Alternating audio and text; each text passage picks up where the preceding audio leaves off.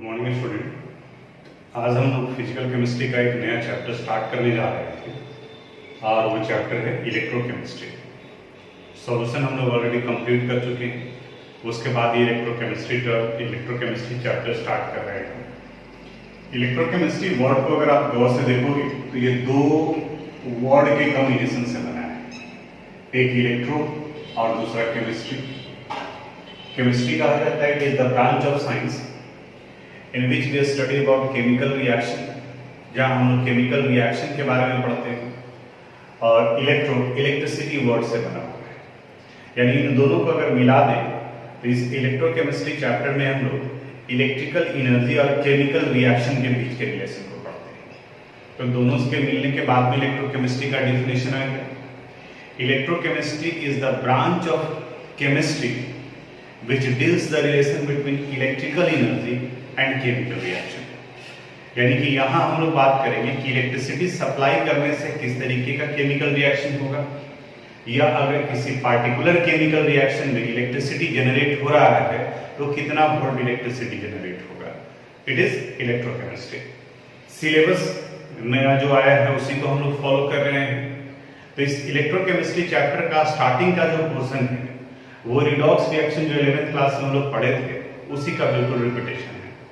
आप में से कई लोग 11th में थे, जहां कहीं भी पढ़े होंगे तो वहां आपके टीचर जरूर बताए होंगे कि ये पार्ट रिपीट करता है। जैसे उस इलेक्ट्रोकेमिस्ट्री में सबसे पहले हम लोग को डिस्कस करना है इलेक्ट्रोकेमिकल सेल के बारे में। Electrochemical cell, electrochemical cell CEEL cell, it is the device which convert the chemical energy into electrical energy। यानी जो केमिकल रिएक्शन को इलेक्ट्रिकल एनर्जी में कन्वर्ट करता है, that device is called electrochemical cell। इस इलेक्ट्रोकेमिकल सेल में हम लोग सिंपल इलेक्ट्रोकेमिकल सेल, जिन्हें डायनियल सेल, वोल्टेइक सेल और गैल्वेनिक सेल कहा गया है, उनके कंस्ट्रक्शन एंड वर्किंग के बारे में बात करते हैं। इलेक्ट्रोकेमिकल सेल में दो इलेक्ट्रोड होते हैं। इलेक्ट्रोड इलेक्ट्रिसिटी कंडक्टिंग मटेरियल को कहा जाता है, और ये दोनों इलेक्ट्रोड सेपरेट कंटेनर में होते हैं। ध्यान से डायग्राम को देखोगे, ये आपको कॉपी में नोट करना पड़ेगा। इन दोनों को अलग अलग कंटेनर में रखते हैं, यहां और ये दूसरे कंटेनर में। एक इलेक्ट्रोड निगेटिवली चार्ज होता है, दूसरा पॉजिटिवली चार्ज होता है। यहां ये पॉजिटिवली चार्ज इलेक्ट्रोड है, इन्हें कैथोड कहते हैं, और इस जगह पर ये निगेटिवली चार्ज इलेक्ट्रोड है, इन्हें एनोड कहा जाता है। गैल्वेनिक सेल में एनोड के फॉर्म में जिंक का यूज किया जाता है और कैथोड के फॉर्म में कॉपर का यूज करते हैं। जिस मेटल का इलेक्ट्रोड लिया गया है उसी का साल्ट सॉल्यूशन यूज करते हैं इलेक्ट्रोलाइट के फॉर्म में। यानी कि यहां इलेक्ट्रोलाइट के फॉर्म में जिंक सल्फेट का एक्वस सॉल्यूशन यूज किया जाएगा। तो यहां चूंकि कैथोड के फॉर्म में कॉपर यूज किया गया है, तो यहां पर हम लोग कॉपर सल्फेट का एक्वस सॉल्यूशन यूज करेंगे CuSO4 का। एनोड और इलेक्ट्रोलाइट आपस में मिलकर एनोड हाफ सेल का फॉर्मेशन करते हैं। एनोड हाफ सेल, कैथोड और इलेक्ट्रोलाइट कंबाइन कर कैथोड हाफ सेल का फॉर्मेशन करते हैं। अब ये दोनों इलेक्ट्रोकेमिकल सेल बिल्कुल अलग अलग है, इनका सर्किट कंप्लीट नहीं हुआ है। तो इस सर्किट को कंप्लीट करने के लिए यहां एक inverted U shaped glass tube add कर देते हैं, जिन्हें साल्ट ब्रिज कहा जाता है। ये यहां इसमें हम लोग साल्ट ब्रिज यूज करते हैं। ये 1 मार्क्स का बोर्ड में पूछा हुआ इंपॉर्टेंट क्वेश्चन होंगे। ये साल्ट ब्रिज है। साल्ट ब्रिज का काम होता है दो हाफ सेल को कनेक्ट करने का। पहला जो अभी दिख रहा है यहां, और इसका दूसरा फंक्शन अभी थोड़ी देर में पता चलेगा। यहां ये हो गया साल्ट ब्रिज। अब एक्सटर्नली इन दोनों को कनेक्ट करते हैं हम लोग एक्सटर्नल वायर से। इन दोनों के पोटेंशियल डिफरेंस को मेजर करने के लिए यहां वोल्टमीटर लगा हुआ है। यहां ये सर्किट कंप्लीट हो गया। अब जैसे ही ये सर्किट कंप्लीट होगा, इलेक्ट्रिसिटी प्रोड्यूस होगा, और इस इलेक्ट्रिसिटी प्रोड्यूस करने में रिडॉक्स रिएक्शन होता है। रिडॉक्स रिएक्शन जहां एक केमिकल सब्सटेंस ऑक्सीडाइज होता हो और दूसरा केमिकल सब्सटेंस रिड्यूस्ड होता हो। तो यहाँ एनोड पर ऑक्सीडेशन और कैथोड पर रिडक्शन होता है। इस पार्ट में जगह नहीं है, इसलिए हम इस वाले पोर्शन को इरेज कर रहे हैं। आप डायग्राम इसको नोट कीजिएगा इसी तरीके से। एनोड में जिंक का यूज किया गया है, तो एनोड हाफ रिएक्शन में ये जिंक जो रॉड के फॉर्म में यूज किए हैं, यानी कि ये सॉलिड फॉर्म में है, ये कन्वर्ट करता है जिंक आयन Zn2 प्लस में और सॉल्यूशन में चला जाता है और साथ में 2 इलेक्ट्रॉन रिलीज करता है। यानी यहां अगर आप चेंजेस देखोगे तो क्या नजर आएगा, इस जगह का ये इलेक्ट्रोड कोरोड कर रहा है और इस कोरोजन में यहां का ये जिंक इस सॉल्यूशन में इंटर कर रहा है as a Zn2 plus zinc ion के फॉर्म में, और बाकी का ये जो 2 इलेक्ट्रॉन है वो इलेक्ट्रॉन यहां से मूव करता है, यहां से, यानी कि एनोड से कैथोड की तरफ, और मूव करता हुआ यहां ये सॉल्यूशन भी पहुंचता है। और इस जगह पर cathode half reaction copper sulphate लिया गया था, तो यहां का कॉपर आयन यानी कि Cu2 प्लस आयन जो एक्वस फॉर्म में है, ये 2 इलेक्ट्रॉन लेकर कन्वर्ट कर जाता है कॉपर में, यानी कि सॉलिड फॉर्म में। इन दोनों को अगर हम लोग कंबाइन कर दें तो इन्हें ओवरऑल सेल रिएक्शन कहा जाता है। इन्हें हम लोग anode half reaction, cathode half reaction और ये ओवरऑल सेल रिएक्शन कहा जाता है। देखो क्या बचा, 2 इलेक्ट्रॉन कैंसिल हो गए। यहां जिंक सॉलिड फॉर्म में था, कॉपर एक्वस फॉर्म में थे, और इस रिडॉक्स रिएक्शन में जिंक कन्वर्ट कर गया जिंक आयन में Zn2 प्लस आयन में, और कॉपर कन्वर्ट कर गया सॉलिड फॉर्म यानी CuS के फॉर्म में। तो 2 चेंजेस आप देखोगे, यहां इस एनोड का थिकनेस कम हो रहा होगा और सॉल्यूशन से कॉपर इनके ऊपर में डिपॉजिट हो रहा है, तो इस वजह से कैथोड हाफ सेल में कैथोड का थिकनेस इंक्रीज करता है, यानी कि ये बढ़ने लगता है यहां। तो डायग्राम बनाते वक्त में ये चेंजेस आप भी जो है नोट कीजिएगा, यानी एनोड का थिकनेस कम होगा और कैथोड का थिकनेस बढ़ेगा। कम क्यों होगा, क्योंकि इसका रॉड, इसका मेटल सॉल्यूशन में चला गया, यहां से इलेक्ट्रॉन मूव कर रहा है। और फिजिक्स में आप पढ़ेंगे, बताया भी गया होगा, आपको जानते होंगे कि करंट का डायरेक्शन इलेक्ट्रॉन के डायरेक्शन का ठीक उल्टा होता है। तो इलेक्ट्रोकेमिकल सेल में क्या पूछा जा रहा है वो ध्यान से देखो। अगर इलेक्ट्रॉन का डायरेक्शन पूछा जा रहा है तो it is from anode to cathode, और अगर करंट का डायरेक्शन पूछा जा रहा है तो it is from cathode to anode. और ये सेल रिएक्शन का रिडॉक्स रिएक्शन लिखा गया, जहां जिंक आयन में कन्वर्ट कर रहा है यानी कि ऑक्सीडाइज कर रहा है, और कॉपर आयन कॉपर में कन्वर्ट कर रहा है यानी कि रिड्यूस कर रहा है। ये हाफ से। अब इस साइड ब्रिज के बारे में, ये साइड ब्रिज काम क्या करता है इनके बारे में। साइड ब्रिज में generally potassium chloride, potassium nitrate का जेली लाइक मटेरियल होता है। अगर एक केमिकल सब्सटेंस है वहां पर, अगर मान ली कि ये पोटेशियम क्लोराइड है KCl, ध्यान से समझना, यहां पहले जिंक सल्फेट था, तो जिंक सल्फेट आयनाइज करता है Zn2 प्लस SO4 2-, यानी कि जितना जिंक आयन है उतना ही सल्फेट आयन। कैटायन और एनायन का नंबर बराबर है। कैथोड हाफ सेल में रिएक्शन स्टार्ट होने के पहले कॉपर आयन और सल्फेट आयन का नंबर बराबर था। अब जब जिंक रॉड भी जिंक आयन में कन्वर्ट कर रहा है तो यहां कैटायन का नंबर बढ़ रहा है, और इसे न्यूट्रलाइज करने के लिए यहां KCl का Cl- इस तरफ में है, यानी यहां ये Cl- प्रोवाइड करेगा। वही कॉपर आयन का कॉपर इसके ऊपर में डिपॉजिट हो रहा है, यानी यहां कैटायन का नंबर कम हो रहा है, तो इस जगह पर ये K+ प्रोवाइड करता है। यानी कह सकते हैं कि एनोड हाफ रिएक्शन में साइड ब्रिज Cl- प्रोवाइड करता है और कैथोड हाफ सेल में साइड ब्रिज K+ प्रोवाइड करता है, क्योंकि एनोड हाफ सेल में जिंक आयन का कंसंट्रेशन बढ़ रहा है, तो उस कंडीशन में नेगेटिव आयन प्रोवाइड किया। यहां कैटायन का नंबर घट रहा है तो कैटायन प्रोवाइड किया। तो साइड ब्रिज का फंक्शन 1 मार्क्स का इंपॉर्टेंट क्वेश्चन बोर्ड का repeated, what is the function of salt bridge in electrochemical cell? तो first it is used to complete the circuit, circuit को कंप्लीट करने के लिए यूज किया जाता है। And second it is used to maintain the electrical neutrality, यानी कि एनोड हाफ सेल में ये आनायन प्रोवाइड करता है और कैथोड हाफ सेल में ये कटायन प्रोवाइड करता है, और इस तरीके से इलेक्ट्रिकल न्यूट्रलिटी को मेंटेन करता है। ये इलेक्ट्रोकेमिकल सेल के कंस्ट्रक्शन से रिलेटेड और वर्किंग से रिलेटेड हम लोग बात किए। ये पूरा का पूरा पोर्शन 11th के रिडॉक्स रिएक्शन का रिपीटेशन था, यानी जो रिडॉक्स रिएक्शन में आप पढ़े हैं वही पोर्शन यहाँ पर ये रिपीट हुआ। अब इसके आगे का पार्ट भी रिपीटेड ही है, लेकिन उसको भी हम डिस्कस करेंगे, यानी कि सेल पोटेंशियल के बारे में बताएंगे।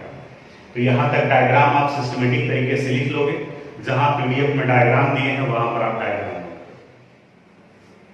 अब हम लोग ईएमएफ ऑफ द सेल और इलेक्ट्रोड पोटेंशियल ऑफ सेल के बारे में बात करते हैं, लेकिन उसके पहले हम लोग को जानना पड़ेगा कि इलेक्ट्रोड पोटेंशियल कहते किसे हैं, उसके बाद में फिर हम लोग सेल पोटेंशियल के बारे में आएंगे।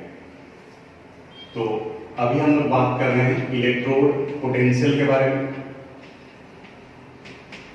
इलेक्ट्रोड पोटेंशियल, इलेक्ट्रोड पोटेंशियल को हम लोग E से रिप्रेजेंट करते हैं, और अगर इनका टेम्परेचर 298 केल्विन हो और इलेक्ट्रोलाइट का कंसंट्रेशन 1 मोलर हो, तब उस कंडीशन में इसे स्टैंडर्ड इलेक्ट्रोड पोटेंशियल करते हैं, और इन्हें हम लोग E नॉट से रिप्रेजेंट करते हैं। यहां बताया जाता है कि when an electrode is dipped in electrolyte then it may be oxidized और रिड्यूस्ड। तो ये ऑक्सीडाइज्ड भी हो सकता है और रिड्यूस्ड भी हो सकता है, and the tendency of an electrode to oxidise और reduce itself is called its electrode potential, यानी कि उसके ऑक्सीडाइज और रिड्यूस्ड होने की टेंडेंसी को ही उसका इलेक्ट्रोड पोटेंशियल कहा जाता है। अगर उसमें ऑक्सीडाइज होने का टेंडेंसी है तो उसे हम लोग ऑक्सीडेशन पोटेंशियल कहते हैं, और रिड्यूस्ड होने की टेंडेंसी को रिडक्शन पोटेंशियल कहा जाता है। यानी कह सकते हो कि इलेक्ट्रोड पोटेंशियल का दो पार्ट हो गया। फर्स्ट हो गया इसका oxidation potential, it is the tendency to oxidize itself, और ऑक्सीडेशन कब होता है? व्हेन एन एटम और आयन लूजेस इलेक्ट्रॉन।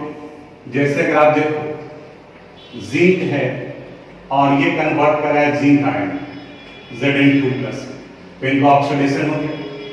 अगर हम Fe ले रहे हैं और ये ऑक्सीडाइज हो गया Fe2+, तो इनका ऑक्सीडेशन हो गया। जब ये जिंक आयन में कन्वर्ट किया तो 2 इलेक्ट्रॉन रिलीज करेगा। Fe जब Fe2+ में कन्वर्ट किया, यहां भी 2 इलेक्ट्रॉन रिलीज करेगा।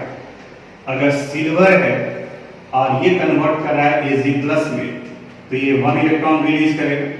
वहीं अगर M कोई मेटल है और ये कन्वर्ट कर रहा है Mn+ में, तो ये N इलेक्ट्रॉन रिलीज करेगा। वही इसी का ठीक उल्टा रिडक्शन पोटेंशियल, रिडक्शन में इलेक्ट्रॉन गेन करेगा। रिडक्शन पोटेंशियल, डेफिनेशन आपको पीडीएफ में लिखवा दिए हैं। जैसे अगर जिंक आयन है Zn2+, तो ये 2 इलेक्ट्रॉन लेकर कन्वर्ट कर जाएगा जिंक। अगर Cu2+ है तो ये 2 इलेक्ट्रॉन लेकर कन्वर्ट कर जाएगा Cu में। अगर Ag+ है तो 1 इलेक्ट्रॉन गेन करेगा और ये कन्वर्ट करेगा Ag में। और वहीं अगर Mn+ आयन है और ये रिड्यूस्ड कर रहा है M में, तो इसका मतलब ये N इलेक्ट्रॉन होगा। यानी कितना इलेक्ट्रॉन होगा, ये इन दोनों के बीच के चार्ज का डिफरेंस होता है। यहाँ +1, अगर कोई न्यूट्रल है तो 0। रिडॉक्स रिएक्शन में पढ़े होंगे आप, बिल्कुल सिंपल कंसेप्ट। तो जितने का डिफरेंस होगा 1 हुआ। यहाँ 2+ से 0 हो रहा है, 2 का आया डिफरेंस। अगर यहाँ पर 3+ रहता है, यहाँ 0, तो यहाँ 3 इलेक्ट्रॉन। अगर यहाँ 3+ होता और यहाँ पर 1+ होता तो 2 का यहाँ डिफरेंस होता, तो 2 इलेक्ट्रॉन ऐड करते। तो इसमें पहले वाले पार्ट में ऑक्सीडेशन हो रहा है और दूसरे वाले पार्ट में रिडक्शन हो रहा है। और इन्हीं को अगर हम लोग सिंबॉलिक फॉर्म में रिप्रेजेंट करें तो इनका सिंबॉलिक रिप्रेजेंटेशन हो जाएगा E नॉट। स्टैंडर्ड अगर वैल्यू है, पहले Zn था तो Zn/Zn2+। यहाँ आयरन है तो इसके लिए लिखेंगे हम लोग E नॉट Fe/Fe2+। यहाँ ये वैल्यू आ जाएगा E नॉट Ag/Ag+। और यहां लिखा जाएगा इन्हें E naught M by M N plus. इन सब जगह पर इनका ऑक्सीडेशन हुआ, वही रिडक्शन में Zn2 प्लस Zn में कन्वर्ट कर रहा है, तो ये वैल्यू हो जाएगा E naught Zn2 plus by Zn, यहाँ E naught Cu2 plus by Cu, यहाँ E naught Ag plus by Ag, और यहाँ E naught Mn plus by M। इन सब जगह पर ये इलेक्ट्रॉन गेन कर रहा है, तो यहाँ रिडक्शन, और इस जगह पर ये हो रहा है इनका ऑक्सीडेशन। तो ऑक्सीडेशन पोटेंशियल हो गया और ये रिडक्शन पोटेंशियल हो गया। अब अभी आपको हम बताया ऑक्सीडेशन पोटेंशियल और रिडक्शन पोटेंशियल के बारे में। अगर सिंबॉलिक फॉर्म में दिया हुआ है तो आप कैसे इसको आइडेंटिफाई करोगे? जैसे अगर वैल्यू दिया हुआ है E naught Zn by Zn2 plus, it is plus 0.76 volt. दूसरा डाटा दिया हुआ है E naught Ag by Ag plus is equal to minus 0.80 volt. Copper का दिया हुआ है E naught Cu by Cu2 plus is equal to plus minus 0.34। अब हमें यह देखना है कि इनका ऑक्सीडेशन पोटेंशियल है या रिडक्शन पोटेंशियल, और न्यूमेरिकल बनाने के लिए एज ए कन्वेंशन हम लोग को रिडक्शन पोटेंशियल वैल्यू चाहिए। यानी कि अगर क्वेश्चन में रिडक्शन पोटेंशियल दिया है तो ठीक, और अगर नहीं दिया हुआ है तो ऑक्सीडेशन पोटेंशियल को हम लोग रिडक्शन पोटेंशियल में कन्वर्ट करेंगे। तो वैल्यू में सिर्फ क्या फर्क पड़ेगा, साइन चेंज करेगा। यानी अगर ऑक्सीडेशन पोटेंशियल नेगेटिव है तो रिडक्शन पॉजिटिव हो जाएगा, अगर ऑक्सीडेशन पोटेंशियल पॉजिटिव है तो उसका रिडक्शन नेगेटिव हो जाएगा। जैसे यहाँ ये Zn कन्वर्ट किया Zn2 प्लस में, तो 0 से +2 यानी कि इनका ऑक्सीडेशन नंबर बढ़ रहा है, तो ये हो गया ऑक्सीडेशन पोटेंशियल। इन्हीं का अगर हम लोग रिडक्शन पोटेंशियल लिखेंगे तो सिंबल हो जाएगा Zn2 प्लस बाई Zn, और वैल्यू जहां प्लस था उसकी जगह पर हो जाएगा माइनस 0.76 वोल्ट। सिल्वर के केस में यहां भी ऑक्सीडेशन पोटेंशियल है, अगर इसका रिडक्शन पोटेंशियल निकालेंगे तो E naught Ag plus by Ag, और यहाँ ये माइनस में था तो इसे करना पड़ेगा प्लस में, तो प्लस 0.80। इलेक्ट्रोड पोटेंशियल के बाद में अब हम लोग बात करेंगे इलेक्ट्रोड पोटेंशियल ऑफ सेल के बारे में। इसे इलेक्ट्रोमोटिव फोर्स भी कहा जाता है, ईएमएफ ऑफ द सेल भी कहा जाता है। और इलेक्ट्रोड पोटेंशियल ऑफ सेल का डिफिनेशन बताया जाता है, it is the difference in electrode potential value between cathode and anode.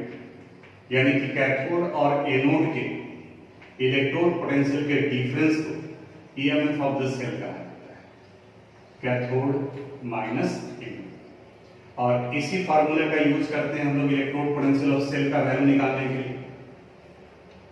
शर्त यह है कि जो भी इलेक्ट्रोड पोटेंशियल वैल्यू आप लेंगे वो रिडक्शन पोटेंशियल के फॉर्म में होगा, चाहे वो कैथोड हो या एनोड। ऐसा नहीं कि एनोड है तो उसका ऑक्सीडेशन ले लिया और कैथोड है तो उसका रिडक्शन ले लिया। जैसे जो पढ़ने वाला है या फिर नहीं पढ़ने वाला है, तो जितना उसने मार्क्स लिखा है उतना ही मार्क्स हुआ है। जब उससे पूछा जाएगा कि आप कितना लिख करके आए हो तो उतना ही बताएगा। पढ़ने वाला है वो भी बताएगा कि हम 80% सोल्व किए हैं, जो नहीं पढ़ने वाला है वो भी बताएगा कि हम 10% सोल्व किए हैं। ऐसा कुछ नहीं है कि जो पढ़ने वाला है वो बताएगा कि वो कितना सोल्व किया, और जो नहीं पढ़ने वाला है वो ये बताएगा कि कितना उसने छोड़ करके आया है, तब तो कंफ्यूजन हो जाएगा। इसलिए ऑक्सीडेशन एनोड हो या कैथोड हो, हम लोग को हमेशा रिडक्शन पोटेंशियल वैल्यू ही लेना है, because as a convention reduction potential value is considered as an electrode potential, उसे इलेक्ट्रोड पोटेंशियल माना जाता है। कुछ न्यूमेरिकल्स बनाते हैं हम लोग। जैसे यहाँ पर एक सेल रिप्रेजेंटेशन दिया हुआ है, सेल रिप्रेजेंटेशन कहा जाता है symbolic representation of an electrochemical cell. और इस सिंबॉलिक रिप्रेजेंटेशन में हम लोग पहले एनोड को रखते हैं और फिर कैथोड को रखते हैं। यहाँ एक कॉपर सॉलिड स्टेट, यहाँ कॉपर आयन है, ये एक्वस फॉर्म में होगा और स्टैंडर्ड वैल्यू के लिए 1 मोलर कंसंट्रेशन होता है, और यहाँ सॉलिड स्टेट होता है। पहले थोड़ा सा हम आपको सेल रिप्रेजेंटेशन समझा देते हैं। यहाँ पर ये सिंबॉलिक रिप्रेजेंटेशन है इलेक्ट्रोकेमिकल सेल का। जो सबसे पहला पार्ट आता है उसे हम लोग एनोड करते हैं, और जो सबसे लास्ट में आता है उसे हम लोग कैथोड करते हैं। इन दोनों के बीच में ये जो 2 वर्टिकल लाइन आप देख रहे हो, इन्हें शार्ट ब्रिज कहा जाता है। ये शार्ट ब्रिज है, और इस जगह पर ये इनका इलेक्ट्रोलाइट हो गया, इलेक्ट्रोलाइट, और यहां पर कॉपर आयन ये इनके इलेक्ट्रोलाइट को रिप्रेजेंट कर रहा है, इलेक्ट्रोलाइट। अब अगर आप ऑक्सीडेशन और रिडक्शन को ध्यान से देखोगे तो देखो जिंक कन्वर्ट कर रहा है जिंक आयन, तो 0 से ये 2+ में कन्वर्ट किया, इसका मतलब इनका ऑक्सीडेशन हो रहा है। और कॉपर आयन कन्वर्ट किया कॉपर में, तो decrease in oxidation number is called reduction, यानी कि यहां पर इनका रिडक्शन है, यहां ऑक्सीडेशन और इस जगह पर इनका रिडक्शन हो रहा है। तो इस सिंबॉलिक रिप्रेजेंटेशन को ही हम लोग सेल रिप्रेजेंटेशन करते हैं, जिससे ये पता चल रहा है कि सबसे फर्स्ट वाले पार्ट में एनोड है और सेकंड वाले पार्ट में कैथोड है। तो पीडीएफ में हम सेल रिप्रेजेंटेशन का डेफिनेशन लिख देंगे, आप यहां से ये वाला पार्ट नोट कर लोगे। इस जिंक की जगह पर ए भी आप लिख सकते हैं, ए एनोड हो गया, ये सॉलिड फॉर्म में है। यहाँ An+ कोई भी चार्ज हो सकता है, उनका कंसंट्रेशन दिया जा सकता है। ये कॉपर, ये Cl+ है एक्वस फॉर्म में, और यहाँ C इन सॉलिड स्टेट। तो ये A एनोड हुआ, C कैथोड है, A कन्वर्ट करा है N+ में और Cl+ कन्वर्ट करा है C में। अब इतने के बाद में फिर से हम लोग जो न्यूमेरिकल के बारे में डिस्कस कर रहे थे वहां पर आते हैं। सपोज किसी इलेक्ट्रोकेमिकल सेल का इलेक्ट्रोड पोटेंशियल वैल्यू दिया हुआ है, और आपको निकालने के लिए कह रहा है कि इनका ईएमएफ वैल्यू कितना होगा, यानी सेल पोटेंशियल का वैल्यू निकालना है, ईएमएफ ऑफ द सेल। और इस जगह पर इनका वैल्यू दिया हुआ है E0 Zn2+ by Zn, it is equal to -0.76 volt, और इनका वैल्यू दिया हुआ है E0 Cu2+ by Cu is equal to +0.34 volt. अब यहां से हम लोग E0 सेल का वैल्यू अगर निकालते हैं, E0 cell would be equal to, formula है a standard electrode potential of cathode minus a standard electrode potential of anode.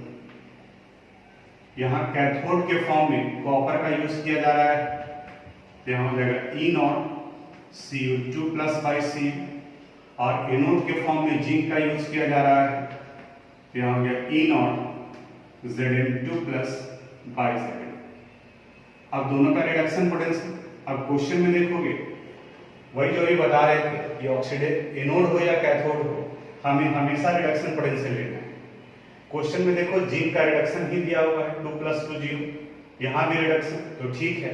अगर कहीं ऑक्सीडेशन रहेगा तो उसको हम लोग को चेंज करना होगा। अब वैल्यू पुट करो, कॉपर का वैल्यू है 0.34 और जिंक का वैल्यू है -0.76, ब्रैकेट हटाएंगे तो ये माइनस माइनस प्लस हो जाएगा, तो 0.34 + 0.76, इट मींस ये वैल्यू हो गया 1.104। ये इलेक्ट्रोकेमिकल सेल का सेल पोटेंशियल वैल्यू आया। एक दो क्वेश्चन और डिस्कस करेंगे, इसको आप नोट कर लीजिए। एक और न्यूमेरिकल डिस्कस कर रहे हैं हम लोग यहाँ पर। इस जगह पर भी सेल रिप्रेजेंटेशन दिया हुआ है, आप देख रहे हो जिंक कन्वर्ट कर रहा है जिंक आयन में, और सिल्वर आयन कन्वर्ट कर रहा है सिल्वर में, यानी कि जिंक यूज किया गया है एनोड के फॉर्म में और सिल्वर यूज किया गया है कैथोड के फॉर्म में, और इनके इलेक्ट्रोड पोटेंशियल का वैल्यू दिया हुआ है।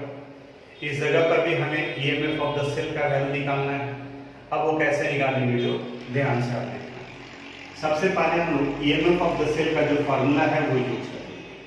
E0 cell is equal to a standard electrode potential of cathode minus a standard electrode potential of anode. Cathode में से एनोड को माइनस करेंगे।